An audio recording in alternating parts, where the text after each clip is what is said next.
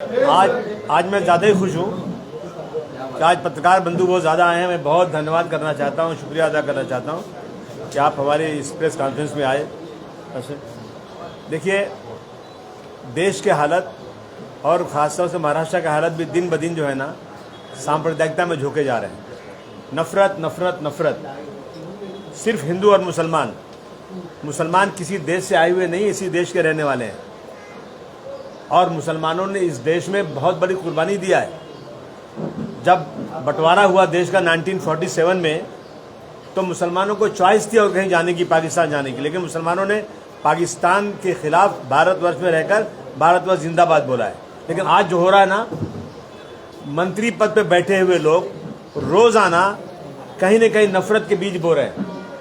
बोल दिया कि बुर्का पहन के लड़कियां एग्जाम नहीं दे सकती, आपने शुरू कर दिया आपने। उसके बाद जो है चारों तरफ हंगामा शुरू हो गया, लड़कियों में डर पैदा हो गई, क्या करेंगे। चलो खैर, इसके बाद मैं स्वागत करता हूँ शिक्षा मंत्री का, उन्होंने जवाब दिया उसका। लेकिन मैं मुख्यमंत्री जी से कहना चाहता हूँ कि अभी उन्होंने कह दिया कि तबलीगी जमात पर बैन लगना चाहिए। मैं आज खुले मंच से कहना चाहता हूँ कि तबलीगी जमात वो जमात है जो दुनिया में रहने का तरीका सिखाती है, जो आपसी मेल मोहब्बत और देश से मोहब्बत करने का तरीका सिखाती है, जो सिर्फ ज़मीन के नीचे और आसमान के ऊपर क्या है, क्या करना चाहिए इंसान को, वो सिखाती है। और ये कह रहे हैं तबलीगी जमात पे बैंड होना चाहिए। मैं पूछता हूँ नारायण राणे से, क्या तुम्हारी आंख नहीं है? तुम नहीं देख रहे हो कि कुंभ के मेले में जहाँ आप लोगों ने अनाउंस किया कि कोई मुसलमान की दुकान नहीं लगना चाहिए, जो दुकान लगे वहाँ पर नाम की पट्टी लगाओ ताकि मुसलमानों का बाइकआउट किया जाए। वहाँ पर जब इतना बड़ा हादसा हो गया, उसके बाद मुसलमानों ने अपनी मस्जिदें, अपने मदरसे, अपने घर सब खोल दिए। जितनी ताकत थी उनकी, उन्होंने बिस्तर दिया, सोने की जगह दिया, खाना दिया, पानी दिया, पैसे दिए, जो भी कर सकते थे मुसलमानों ने किया। लेकिन एक बार भी मुख्यमंत्री हो या ये जहर बोने वाले मुसलमानों के खिलाफ एक बार भी खड़े होकर ये नहीं कह रहे हैं कि हम मुसलमानों, वो मुसलमान जिससे हम नफरत करते हैं, वो मुसलमान ने उन्होंने कुंभ में क्या काम किया। ये जाना चाहिए। आप लोग जरा इसको नोट करिए, बताइए कि क्या किरदार है मुसलमानों का। ये सिर्फ और सिर्फ मुसलमानों को इस तरह नफरत। अब देखिए, आप, मैं बताऊं आपको, ये वहाँ का मसला है। तंबापुर जलगांव में यूनिस बुरहान शेख, एक 65 साल का आदमी, ये इसको भैंस का गोश्त बेचता है, इसका कहना है। मैं नहीं कहता हूँ भैंस का गोश्त हो या गाय या बैल का गोश्त हो, कुछ भी हो सकता है। आप कैसे पकड़ के 1 मिनट में तय कर सकते हैं कि ये गोश्त किस चीज़ का है? अगर आपको लगता है कि ये गाय का गोश्त है, बैंड है गाय का गोश्त, आप गोश्त को ले जाइए, इसको जो है चेक कीजिए, चेक करने के बाद उस पर आप जो है केस फाइल कीजिए और उसको सजा दीजिए। मैं पूछता हूँ सरकार से कि इसी देश के अंदर नॉर्थ ईस्ट में हर जगह पे गाय बैल कट रही है। इसी देश में जहाँ आपकी सरकार है, वहीं पे गोवा के अंदर गाय बैल कट रहा है और वहाँ कुछ नहीं आप बैन कर रहे हो। लेकिन इतना बड़ा जुर्म है कि बगैर चेक किए हुए आप जाकर घर में दुकान को तहस नहस कर दो, मारो और नंगा करके चौराहे पर लाकर एक बुजुर्ग 65 साल के आदमी को नंगा करके मारा जा रहा है। जाए किसके पास बात करने को? कौन सुनने वाला है? कोई सुनने वाला नहीं है, परेशान है। मैं कहता हूं कि जब आदमी तंग आ जाता है ना, तो प्रॉब्लम खड़ा होता है, लॉ एंड ऑर्डर की सिचुएशन खराब हो जाती है। मैं मुख्यमंत्री जी से फिर एक बार कहना चाहता हूँ कि आप इन चीज़ों पर रोक लगाइए। और एक जो है, जो लोग नफरती भाषण करते हैं, उन पे खिलाफ सुप्रीम कोर्ट ने कह दिया। क्या सरकारें नपुंसक हो गई हैं? सरकारें केस क्यों नहीं करती? लेकिन कहा कि पुलिस को कहा गया कि जहां भी हेट स्पीच होती है आप उसका 100 मोटो लो। लेकिन 100 मोटो आज तक मैंने नहीं देखा कहीं पुलिस ने लिया। हाँ, इसमें 100 मोटो लिया। वहां पर कोई कंप्लेन करने वाला नहीं है, तो पुलिस खुद कंप्लेन कर रही है और इसमें 100 मोटो ले रही है मुसलमानों के खिलाफ। इस तरह की चीजें रोजाना हो रही हैं। देखिए, 500 साल पुरानी दरगाह अहमदनगर में, 500 साल पुरानी दरगाह है। ये दरगाह पहले किसकी थी, कौन था, वो जाने दीजिए। 500 साल पुरानी दरगाह अगर है तो वहाँ जा कर के दरगाह को तोड़ देंगे। 31 जनवरी तक दरगाह नहीं टूटी तो हम खुद तोड़ देंगे। यह जो है वक्फ बोर्ड में रजिस्टर्ड है, उस पर स्टे है कि कोई वहाँ जाएगा नहीं जब तक कोई फैसला नहीं होता है। लेकिन वहाँ पर जा कर के ये जो गेरुआ रंग वाले हैं, भगवा झंडे वाले हैं, वहाँ जाकर झंडा लगाकर वहाँ पर रोजाना पूजा कर रहे हैं और मुसलमानों को वहाँ जाने की इजाज़त नहीं है। ये कौन सा इंसाफ है? मुसलमान जाने, वहाँ के मुसलमान, वहाँ के लोग जो हैं जाकर बैठे हुए हैं तहसीलदार के ऑफिस पर 23 दिसंबर से वहाँ बैठे हुए हैं। 400 दिन से ज़्यादा हो गया है, पिछले साल से बैठे हुए हैं और आज तक कोई फैसला नहीं हो रहा है। रोज़ धरने पर लोग जो है ना चक्री धर्मा आ रहे हैं, कोई जा रहे हैं, धरना कंटिन्यू चल रहा है। और अहमदनगर में ज़्यादा ही कुछ ये हो रहा है कि रोज़ाना जो है इस तरह की चीज़ें की जा रही हैं। मैं सरकार के माध्यम से कहना चाहता हूं कि हमने आपसे 1 बार नहीं, 2 बार नहीं, 10 बार आपसे कहा है, रिक्वेस्ट किया है कि आप एक लॉ बना दीजिए ऐसा कि जो लोग भी धर्म के खिलाफ, किसी के धर्म के खिलाफ, किसी व्यक्ति के खिलाफ, जो कोई विशेष व्यक्ति हो, कोई बड़ा नेता हो, जैसे डॉक्टर भीमराव अम्बेडकर साहब हो, छत्रपति शिवाजी महाराज हो, पैगम्बर इस्लाम हो, देवी देवता हो, कुरान शरीफ हो, वेद हो, कोई भी किताब हो, बाइबल हो, उसके खिलाफ कोई जहर बोलता है तो उसको कम से कम 10 साल की सज़ा होना चाहिए और ऐसा केस बनाया जाए कि उनकी ज़मानत ना होने पाए। मजाक कर रहे हैं आप लोग? कुछ नहीं, आपने लगा दिया केस, गए चौकी में, साइन करके आ गए, बात खत्म, फिर वही कर रहे हैं। और जिसकी वजह से महाराष्ट्र में कितने दंगे हुए हैं, कितने लोग जेल में गए हैं, 307 केसेस हुए हैं, बिना किसी को चोट लगे हुए 307 मुसलमानों पे केस हो रहे हैं। मैं समझता हूँ कि जो लोग शपथ लेते हैं कि मैं मंत्री एमएलए की शपथ देते हैं, ये सब ढकोसला है, बेईमान लोग हैं, ये ईमानदारी से काम नहीं कर रहे हैं। अभी कहा इन्होंने अपना नीतीश राणे ने कि महाराष्ट्र में हिंदुत्ववादी सरकार है। ये अल्फाज कैसे निकाल सकते हैं वो? आप सेकुलर सरकार की कसम खाते हैं, आप मंत्री हैं, मंत्री होते हुए भी इतनी छोटी घटिया बातें करते हैं आप। हिंदुत्ववादी सरकार है, यहाँ पर जो है धर्म परिवर्तन के खिलाफ काला कानून बनेगा, बनाइए ना। संविधान कहता है 18 साल की उम्र के बाद कोई भी कहीं धर्म बदली कर सकता है। बहुत सारे मुसलमान हिंदू बन रहे हैं, हमने तो नहीं कुछ कहा। अगर संविधान में ये प्रोविज़न है कि 18 साल का लड़का या 18 साल की लड़की 18 साल की उम्र के बाद अपनी मर्जी से अपना विवाह कर सकते हैं, माँ बाप जिन्होंने पाला है वो कुछ नहीं कर सकते, ये कानून अगर देश में है, धर्म परिवर्तन कर सकते हैं, तो आप क्यों कैसे कर रहे हैं? आप लोग खुद जा करके लोगों को पैसे दे करके उनका धर्म परिवर्तन करने के लिए प्रेशराइज करके, लालच दे करके ये काम कर रहे हो। मैं दावे के साथ कह सकता हूँ मुसलमानों में कोई जमात ऐसी नहीं है जो किसी पे कोई प्रेशर लगाती हो कि जाकर धर्म परिवर्तन करो, और इसमें कहीं रोक नहीं लग रही है। इसमें लोगों जो बेचारे रिमोट पे रहते हैं उनसे पूछिए क्या हालत है आज। ये सब चीज़ों पे आप ये बात नहीं करते हो कि रोज़गार कैसे बढ़ेगा, लोगों की रोज़ी कैसे बढ़ेगी, देश तरक्की कैसे करेगा, देश का जीडीपी घटता जा रहा है। और अभी आज जो 1 लाख करोड़ कंट्रैक्टर का पैसा बाकी है वो सरकार नहीं दे रही है, पैसे नहीं बोल रहे हैं, नहीं दे रही सरकार, उनका पैसा नहीं दिया जा रहा है। आज जो है टीचर्स की सैलरी बाकी है, उनको सैलरी नहीं दी जा रही है। मैं समझता हूँ कि ये जो है लाडली बहन की योजना, लोग इलेक्शन में पैसे मारते हैं ना, जाके धीरे देते हैं, वोट हमको देना, कोई और खरीद लेता है, ये ऑफिशियली पैसा, ऑफिशियली ब्राइब है कि भाई इतना पैसा देंगे। अब हर सरकार यही कर रही है कि हम आए चुन के 2500 देंगे, हम आए तो 2000 देंगे।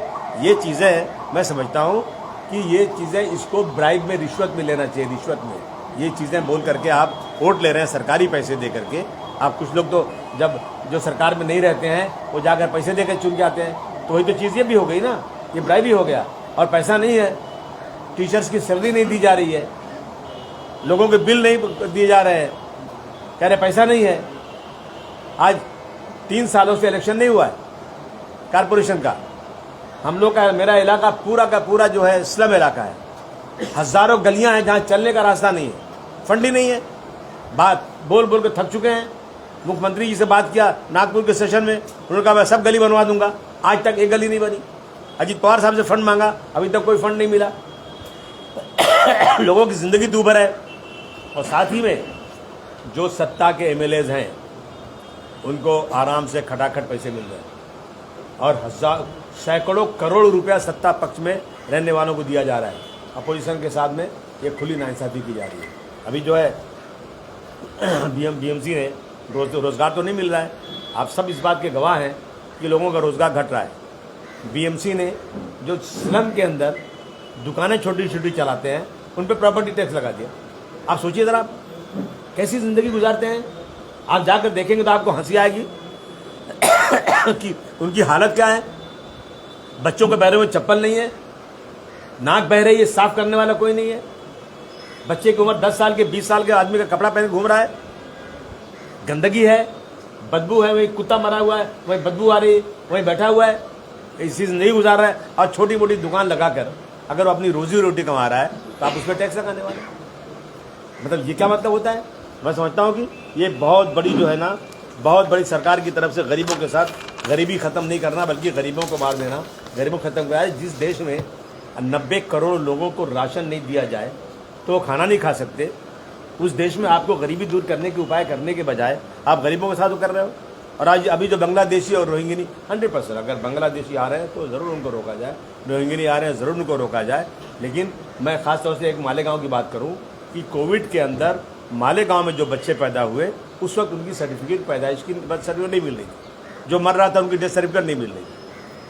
अब वो बड़े हो गए हैं, स्कूल जा रहे हैं, आज तक उनको सर्टिफिकेट नहीं मिली है। अब बांग्लादेशी और रोहिंग्यानी के नाम पर कुछ ऐसे लोग हैं जिनको बहुत दिमाग से बहुत भारतवर्ष को प्रेम करने की बात करते हैं, लेकिन वो नफरती लोग हैं।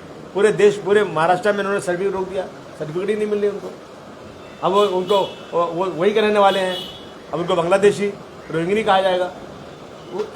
वो स्कूल नहीं जा पा रहे हैं, उनके पास बस सर्टिफिकेट ही नहीं है। तो मैं सरकार से कहना चाहता हूँ कि तुरंत जो लोग लीगल हैं, जो यहाँ के रहने वाले हैं, ख़ास तौर से मालेगांव में सरकार बात करे और उन लोगों को कम से कम जल्द से जल्द जो सर्टिफिकेट मिले। जितने मुस्लिम इदारे हैं, जैसे वक्फ बोर्ड है, वक्फ बोर्ड का सीईओ जो है उसकी क्वालिफिकेशन नहीं है सीईओ बनने की, और उसको यहाँ रहना है औरंगाबाद। एक जो जिस क्वालिफाइड का डिप्टी सेक्रेटरी जो भी रैंक के उसके बनते हैं, एक अच्छा, और ये सरकार अच्छी तरह जानती है कि कौन सा व्यक्ति बहुत बड़ा भ्रष्टाचारी है, कौन सा व्यक्ति शरीफ है।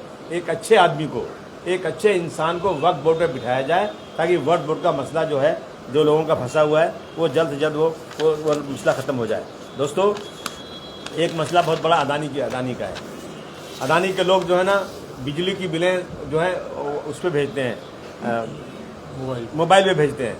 स्लम में रहने वाला पढ़ा लिखा आदमी नहीं है, उसके बाद मोबाइल भी किसी के पास नहीं है, उसको बिल ही नहीं मिल रही है।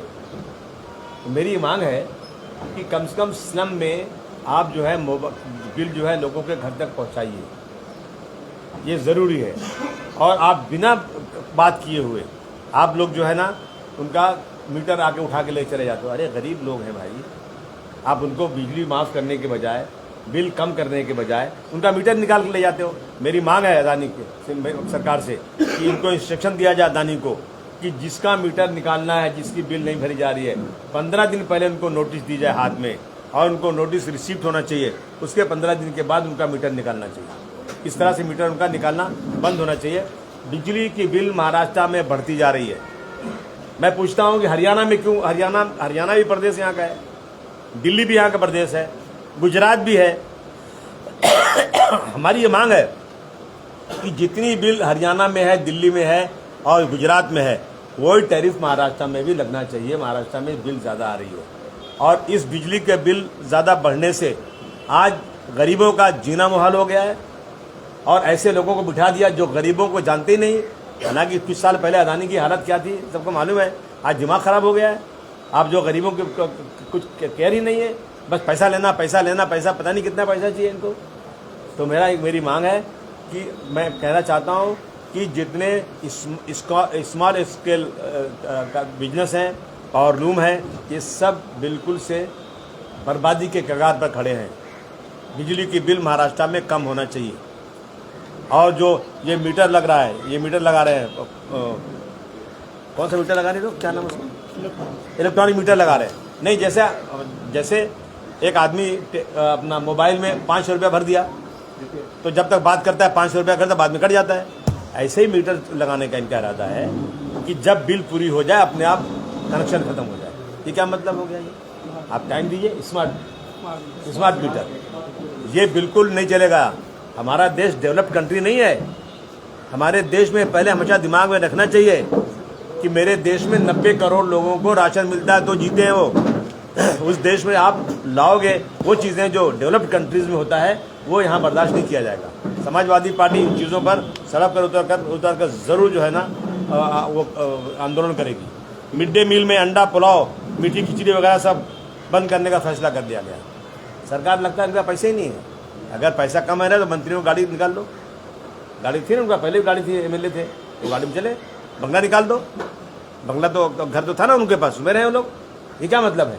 आप जो है जो कुछ मिलता है गरीबों को वो उस पर बैंड लगाना चाहते हो, उन पर जो है स्लम में प्रॉपर्टी टैक्स लेना चाहते हो, और जो है आपका जो खर्चा वो कम नहीं करना चाहते हो, वो खर्चा कम किया जाए।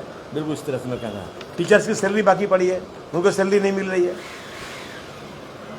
अब टीचर्स कहें कैसे? दो तो कई महीने की सैलरी रुकी रहती है, अस्पतालों की दवाएं रुक जाती हैं कि पैसे नहीं दिया।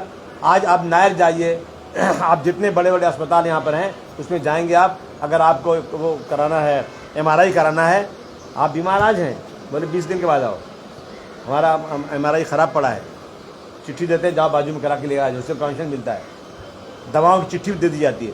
ये खुलेआम हो रहा है, ऐसा नहीं कोई छुप के हो रहा है, और रोज़ाना हो रहा है। लेकिन बोल बोल के थक गए, सरकार के कान पे जूं नहीं रेंग रही है। बोलने के लिए प्रेस कॉन्फ्रेंस करेंगे, हमने 25 करोड़ का, हमने 25 लाख का बीमा बना दिया है, किसी को जो है एक पैसा देना नहीं पड़ेगा, फ्री इलाज होगा। अस्पतालों में जाओ ना, अस्पताल बोलते हैं भाई मेरे पास बेड नहीं है, क्योंकि पैसा बिल आई नहीं रही, तो हम आपको ले कैसे, वापस कर दिया जा रहा है। मैं प्रेस वाले भाइयों से कहना चाहता हूँ, सरकार की इन नाकामियों को आपको उजागर करना चाहिए, इसे जल्द से जल्द इसको उजागर करना चाहिए। अभी शताब्दी अस्पताल में एक स्वीपर, झाड़ू लगाने वाला ECG कर रहा है, ECG कर रहा है, और उसके बाद हमारी नगर सेविका बुर्का पहन के एक पेशेंट बन के गई, दरवाज़ा खोली तो वो एक लेडी को कपड़ा उठा करके उसकी ECG कर रहा है। अब सोचिए आप, और उसके बाद इतनी आवाज़ उठाई कि प्रेस में आया, चारों तरफ है, आज तक उस पर कोई कार्रवाई नहीं है, स्टाफ ही नहीं है। ये हालत हुई है। शताब्दी हो गया, या यह हॉस्पिटल जो है अपना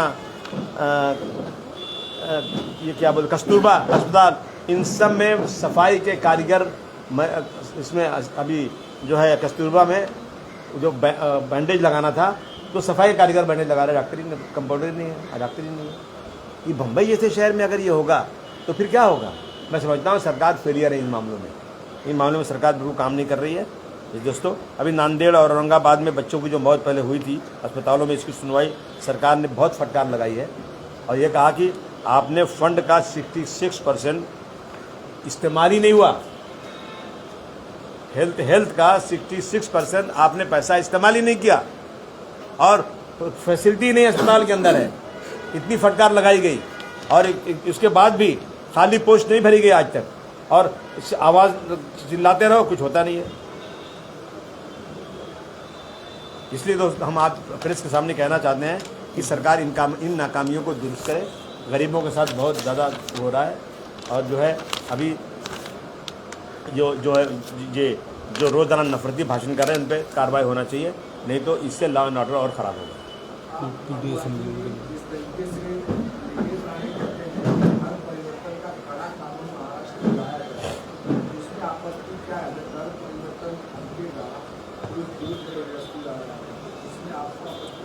मैं पूछूं, जिस देश में औरत साथ में रह जाए कानून बनाने की बात हो रही है, जिस देश में आदमी के साथ शादी करके रह सकता है, आज़ादी की इतनी बात हो रही है, तो फिर आप धर्म परिवर्तन ला करके आज़ादी क्यों रोकना चाहते हैं? मैं इसमें हिंदू मुस्लिम कोई बात नहीं कर रहा हूँ, लेकिन एक तरफ आप आज़ादी के लिए इतनी बड़ी लड़ाई लड़ना चाहते हो कि इंसान की आज़ादी पे रोक नहीं होना चाहिए, दूसरी तरफ आप ये बात करना चाहते हो। और जिस देश में 85% हिंदू हों, उनकी सरकार हो, उनका प्राइम मिनिस्टर हो, उनका चीफ मिनिस्टर हो, उनका राष्ट्रपति हो, उनकी हुकूमत चारों तरफ हो, उन्हीं को मुसलमानों से खतरा पैदा हो गया है। जो कैबिनेट मंत्री इस तरह की बात कर रहे हैं और सरकार भी सुनती नहीं है, तो इसके खिलाफ आप कोर्ट में मुकदमा करेंगे क्या? कोर्ट में बहुत मुकदमे गए, कोर्ट में केसेस 20 साल में फैसला होता है। आज कोर्ट की हालत यह है कि 5 करोड़ केसेस पेंडिंग है, एक पुष्ट मर गई, दूसरी मर गई, तीसरी पुष्ट में फैसला नहीं हो रहा है। जाएं कहाँ? बर्बाद गुलिस्तान करने को बस एक ही उल्लू काफ़ी है, हर शाख पे उल्लू बैठा है, अंजाम में गुलिस्तान क्या होगा? जाएंगे कोर्ट। मैंने कल 7 तारीख को इस्लाम जिमखाना में समाजवादी पार्टी की एक वकीलों की बड़ी विंग बनाने की तैयारी कर रहा हूँ, और उनसे कहूँगा इन चीज़ों पर नज़र रखो, देश की लोकशाही को जहाँ खतरा हो उसमें आप कोर्ट में जाओ। अभी हम 8 तारीख को एक पीडीए की कॉन्फ्रेंस कर रहे हैं उत्तर प्रदेश से, जो हमारे एमएलसी हैं, लीडर ऑफ अपोजिशन जो हैं वो आ रहे हैं उसमें। और यादव, क्या नाम उनका, लाल बिहारी यादव साहब आएंगे उसमें। और हम लोग ये नरमन पॉइंट यशवंतराव चौहान का परेड पे यशवंतराव चौहान हॉल में एक बड़ी मीटिंग इसके ऊपर कर रहे हैं, पीडीए के ऊपर।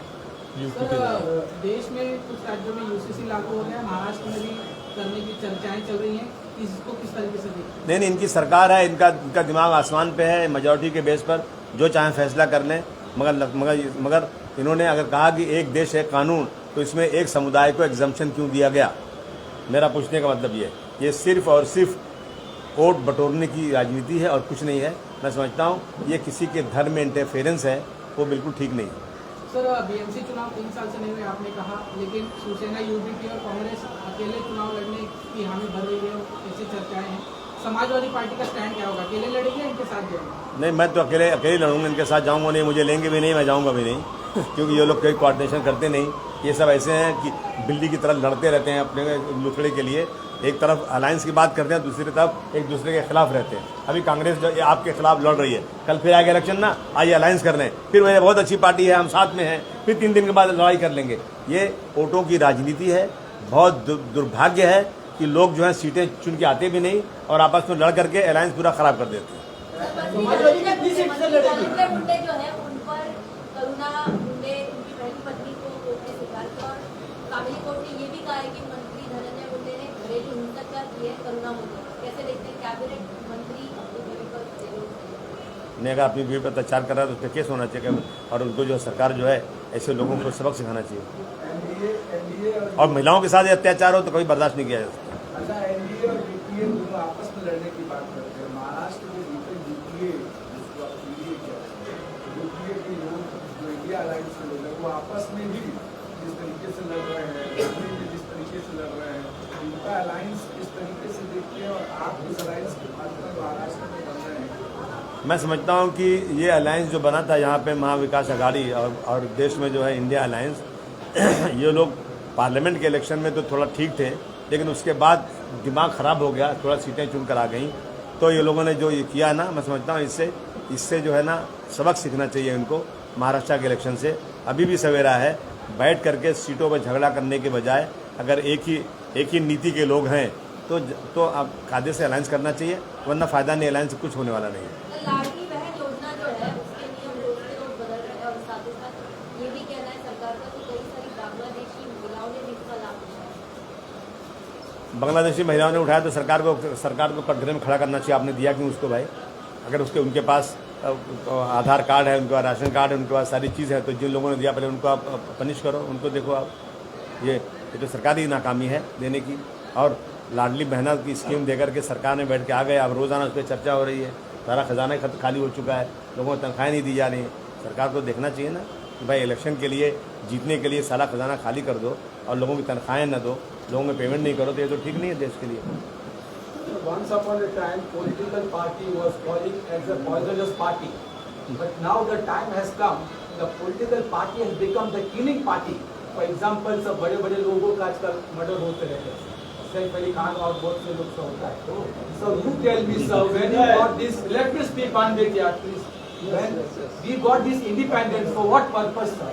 इंडिपेंडेंट तो सिर्फ बड़े लोग रूल करते हैं, हम मिडिल क्लास आदमी सब गरीब थे, हम तो सब मारे जा रहे हैं, क्योंकि आजादी का तो कुछ फायदा नहीं हुआ सर। मेरी पार्टी में आ जाओ। तो लड़ रहा हूँ, मैं तो कर रहा हूँ, हम वही लड़ाई लड़ रहे हैं। वही हमारा भी कहना है कि आज़ादी सिर्फ बोलने के लिए रह गई है, आज़ादी नहीं है। और अभी बाबा सिद्दीकी का मर्डर क्यों हुआ आज तक आपको मालूम है क्या? एक एमएलए, एक एक्स एमएलए, एक पार्टी का लीडर, और उसके बाद जो है इसके बाद आज तक इसका खुलासा ही नहीं हो पा रहा है कि मर्डर क्यों हुआ उसका इस तरह से। तो मैं समझता हूँ कि लॉ एंड ऑर्डर का फेलियर है, सरकार कुछ छुपाती है। सैफ अली खान पर हमला हुआ, हमले का वजह आपको पता चला क्या? किस वजह से हमला हुआ, क्यों हुआ? चोर को अगर चोरी नहीं करना था तो आप गया कैसे, इसलिए गया था और हमला करके। चलिए, मैं और आप चले पूछते हैं होम मिनिस्टर साहब से, बताते ही नहीं तो क्या करूँ? पता ही नहीं चल रहा है। असल भाई, समाजवादी कारपोरेशन का इलेक्शन कितना सीट से लड़े? 150 सीट से। खाली तो बजाओ यार। सर, अक्षय शिंदे एनकाउंटर मामले में आज कोर्ट में सुनवाई हो रही थी, लेकिन उनके माता पिता ने कहा कि वो केस पीछे लेना चाहते हैं। आप इसको किस तरीके से देखते हैं? पटा लिया होगा लोगों ने, तो डरा दिया होगा या पैसे दे दिए होंगे, ऐसी होता है। इसी तरह आज केसेस जो है ना, केसेस जो आज सजाएं नहीं लोगों की हो रही, यही वजह उसकी है कि इतना लंबा पीरियड हो जाता है उसका, लोग थक जाते हैं। क्या करेंगे लोग? मेरे ऊपर केस है, मैं खुला बोल रहा हूँ, शू स्कैम। मुझे नहीं मालूम क्या होता है शू स्कैम। मेरी शूज़ की दुकान तो ज़रूर थी, लेकिन मैं उस दुकान में एक जो है स्लीपिंग पार्टनर, मेरे पार्टनर का अफिडेविट है कोर्ट में कि अबू आसिम आजमी स्लीपिंग पार्टनर, ठीक है। अच्छा, अगर गुनाह किया तो सजा दो। 2000 का केस है, आज कितने हो गए? 25 साल हो गए। अभी तक सिर्फ और सिर्फ तारीख पड़ती है और कुछ नहीं होता। 25 साल हो गए, कितने मर गए भाई, गवाह हुआ सब। सजा कहाँ से दोगे? तुम तो मरते जा रहे हैं सब। चलाओ, जिसने गलती की उसको सजा मिलना चाहिए। केस क्या था? शू स्कैम, जो कॉबलर्स को गवर्नमेंट की तरफ से टैक्स में छूट थी ना, कॉबलर से सर्टिफिकेट लेते थे और कॉबलर्स का जो है वो बना करके उन्होंने ऑर्गेनाइजेशन बना करके उससे जो है टैक्स माफी लेते थे।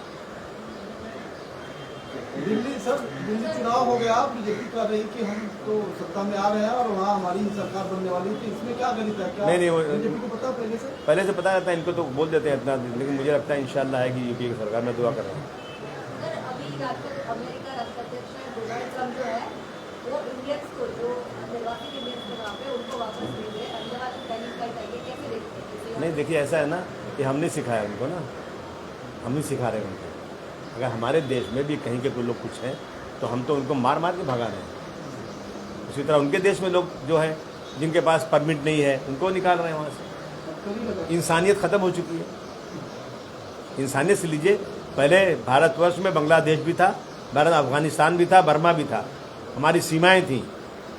इंसान है, इंसान को पैदा करने वाला कौन है? भगवान है, अल्लाह है, उसी के बनाए हुए सब हैं। अगर कोई भूखा आदमी आ जाता है तो उसको इस तरह से बेइज्जत करके मार के भगाना, हम लोग, हमारे ये है कि हमारा संस्कृत, हम लोग खाना खिला के आराम से उनके एम्बेसी को बुलाकर उनको भेज दें यहाँ से। तो देख रहे हैं 30-30 साल से रहे हुए लोग मार मार के जेल में भेजे जा रहे हैं। ये इंसानियत नहीं है। ज़रूर निकाला जाए उनको, लेकिन इंसानियत के तरीके से हथकड़ी लगा के नहीं भेजना चाहिए। अगर अमेरिका भेज रहा है तो अमेरिका को मैं कंडेम करता हूँ।